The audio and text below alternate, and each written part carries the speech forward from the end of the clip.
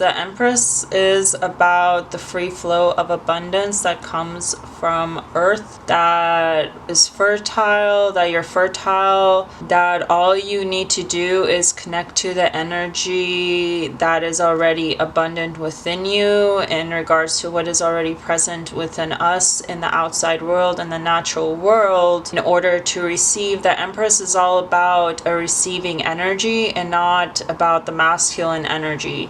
So it's not about doing, it's not about doing to get abundance. It's not about creation through doing things, but it's creation through working and receiving and having that relationship with the earth and the natural way of life of receiving, and things will come to you when they are ready to come to you, when your cycle, and it's also about like the cycles of life. And if you're a female, it's about the cycles of like your menstrual cycle. And then in the earth, it tells me that things come alive and things die, and there's a cycle to that form. And so that in that creation, there's also this like evolution of life, of like when things die, they're meant to die. When things come alive, they're meant to come alive. Just receiving and enjoying the plentiful of abundance that we already have access to, which is simply by going outside, by touching trees, by what's already around you that you have access to, and that you don't have to do things to seek those things out, but simply to reconnect to your own creation cycle. Even you're creating life, but it can also be just connecting to your own sacral chakra, because that chakra, the sacral chakra, is about creation, which is connected to the womb. It doesn't have to be that you're creating a child for January, but it could be. But it can also be that you're creating a project, but it's creating something through by simply receiving it. And I know depending on your energy, Aries, that could be difficult, because Aries is all about being assertive, taking action, leadership. And that can be difficult when you're always in the masculine. So in January, you could be actually led to receiving through just tapping into the energy of the cycle of life and waiting. The cycle of life is often about waiting for the right moment to blossom, to awaken yourself. And to do that, we have to connect to our own creation cycle inside ourselves. Ooh, this is fascinating. So Aries, you're working with the natural cycles of life in a rebirth. A rebirth, a death, change is coming upon you for January 2025. You're coming alive. There's like an essence of rebirth, of things are dying.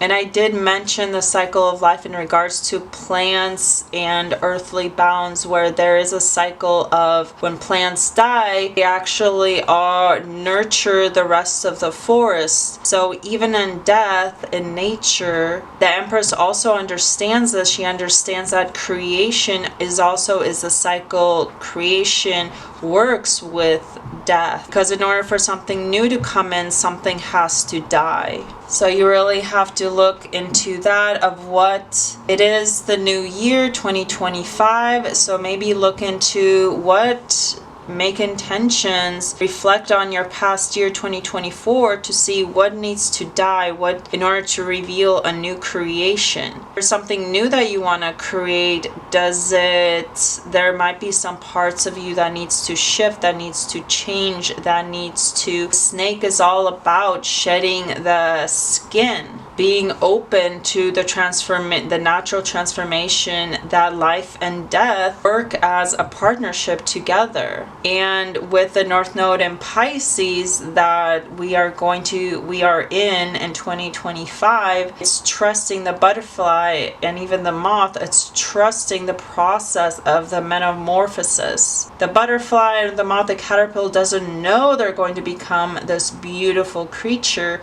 but they trust the process. Now they align with the cycle. So I'm getting the message of aligning the cycle of creation to understand and move into what needs to die in order to make that shift in your life for January 2025. That change can be really uncomfortable. So if you're going through the essence of uncomfortability, just feel into that and understand with creating something new. In order for the caterpillar to create a new form of self, they have to die they literally become mush, dissipate, and their identity of a caterpillar doesn't exist anymore because they become mush in order to become a butterfly. So I'm seeing for you, Aries, for January 2025, there is a relationship or a balance of life in relationship with death and death with a relationship with life in order to create new life. There is a part of ourselves that we need to die. And even the Empress, for example, if you are thinking of bringing in a child, the old part of you, that identity of yourself as a single individual or just a partner, then there's a part of you that has to die in order to come into the essence of being a mother. That can be in respect to not just childbirth, it can be in respect to a project or a new identity. There's a part of you that you need to let go of in order to manifest change, in order to manifest a birth of some kind. It doesn't have to be an actual child. The Fool, yeah, so there's something that you're moving into, Aries, in regards to January 2025, but so you have to be in that uncomfortability of transforming through death, a part of you that needs to change in order to create a new beginning, in order to trust your instincts and jump into the universe. And here we see also butterfly, so it's trusting, free fall into the universe and trusting that whatever change you come into, and maybe it's even following the butterflies, it's following the synchronicity to following the path that is aligned for you and making that jump and trusting the universe and trusting that your path will be revealed to you, in the sense of like you see synchronicities, trusting that what you need to do right now will come to you in time. And right now I'm getting that there's a life cycle that you might have to surrender to. So waiting on that, and then once it comes to you, you have to be in synchronicity with your creation process, with the nature of yourself, with your higher self, your higher being, in order to free fall into death, in order to create a new beginning. But I'm seeing that this could be uncomfortable. Change can be uncomfortable depending on your relationship to death and change, and making that shift, making that jump, trusting that even if you can't see what's next, even if you're a caterpillar and you don't know what's going on, why you're constantly eating, is trusting that your path is unfolding and that you have no fear. But the Fool also has this innocence, this childlike innocence of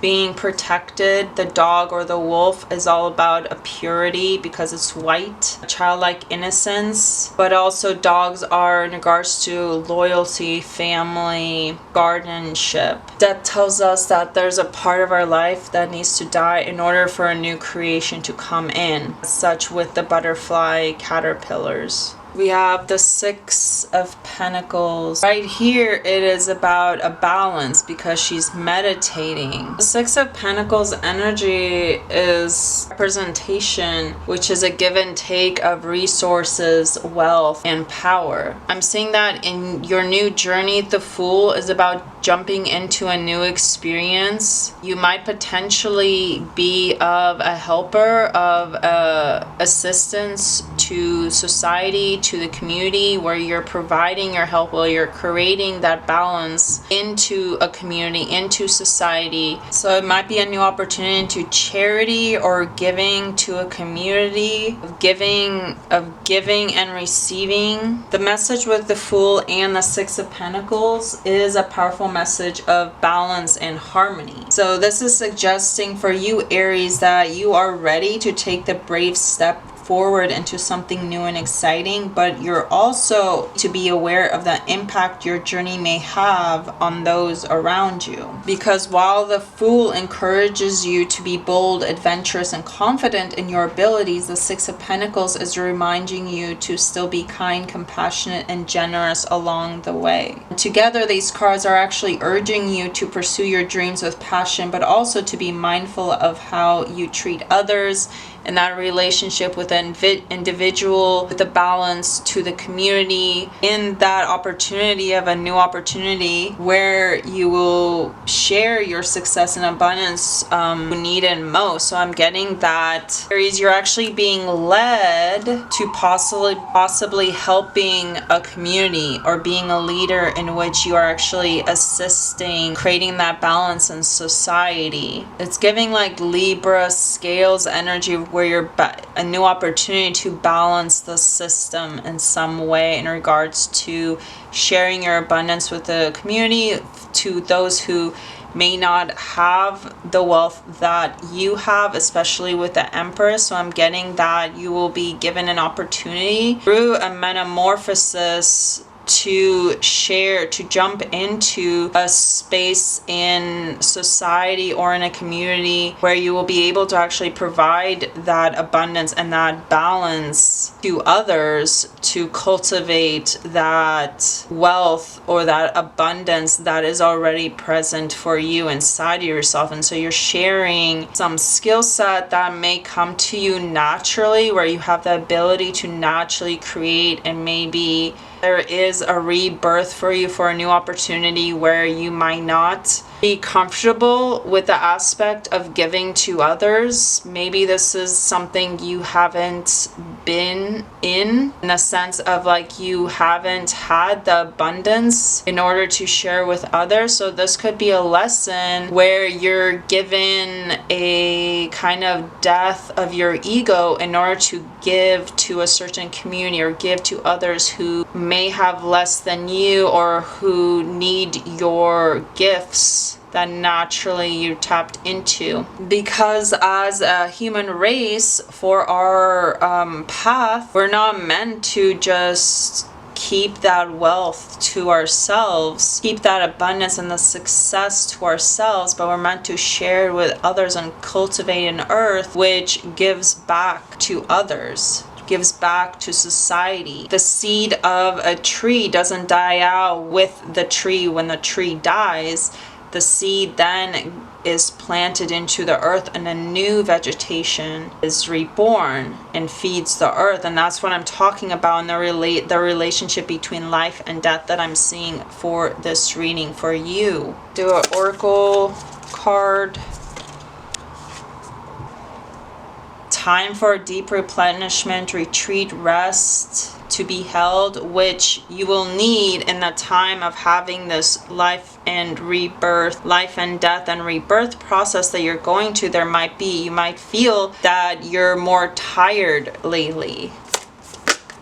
Trust your path, and this goes perfectly with the Fool card of trusting your path, of following the synchronicities of the butterflies for transformation. Butterflies are all about transformation. So it's trust your path. If you knew you would be supported, what would you do? Really, Aries, right now you're actually being led to let go of your ego. The statement for Aries is I am, and I feel like you're being led to let go of your ego in order to move into an opportunity where you're helping others, where you're sharing the abundance or your gifts, or you're sharing something to create that balance in the system. for the Six of Pentacles.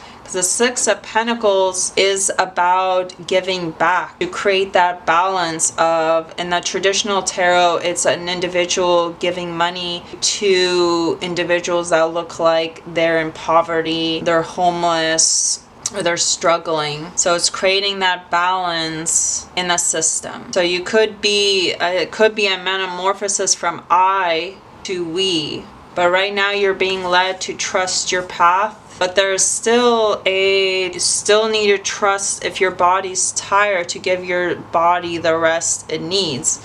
Like the caterpillar doesn't know why it's eating so much or why it's so sluggish and tired, but it trusts the process in order to metamorphosis into a butterfly.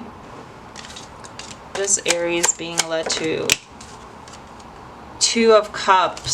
So this could be a love relationship reading, but also the Two of Cups is about two individuals coming together, and often the relationship is a healing, because this symbol right here is about healing. So it could be replenishing, but I feel that this is, you're going into a relationship. But I'm getting that from the other cards, I'm getting that you're actually sharing it with a community. So it could be a healing of relationships, or there's someone that you're going to meet which provides that opportunity to heal and to partner with someone that... Okay, I changed my mind. Ace of Wands, which Ace of Wands is all about like literally someone having a heart-on for you, but it can be like it's a passionate inquiry. It's a passionate offering. It can be about Ace of Wands is about projects, but the Ace of Wands is like it's a phallic symbol essentially. And the fact that you have the King of Wands, you have the Ten of Cups, you have the Two of Cups. My question was like, what path are you being led to in regards to the Fool and the Six of Pentacles? This might be an actual relationship. You might be actually coming together with an individual where it has this healing aspect. And the Ten of Cups is literally you get everything you want. You manifest the dream life. And dream life doesn't have to be family, but it could be. And the fact we got the fucking Ace of Wands at the back of the deck, and we have the King of Wands. So this is a king who has a heart-on for you. It's like they want to create life with you. They want to build this life with you. So this individual is just providing an emotional energy and a passion and excitement. Well, it's very interesting. So you could be shifting, going through a creation process and shifting and changing in order to a new opportunity in which you are a give and take. Possibly Six of Pentacles is about a give and take, a balance, creating that balance with the Two of Cups, finding a relationship where there is actually that balance. Two people give the same amount into a relationship, and you're getting everything you want.